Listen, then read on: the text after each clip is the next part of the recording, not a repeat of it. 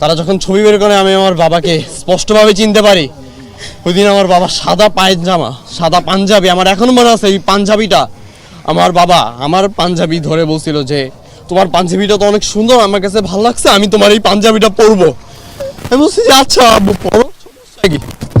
আমার বাবা ওই পাঞ্জাবিটা পরে আমার থেকে বলছে যে আমি তখন আন্দোলনে বের হবো। আমার বাবা বলছে যে বাবা যেখানে যাও সাবধানে দেখো, যদি কোনো ঝামেলা হয় আমাকে বলো।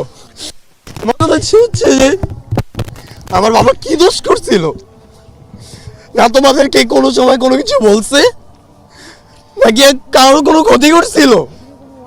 আমার বাবা তো তোমাদেরকে কিছু করেনি, তোমরা আমাকে মারছো। আমার এখনো মনে আছে আমি বাসা থেকে বের হওয়া মাত্র আমাকে নিয়ে যাওয়া হয়েছিল।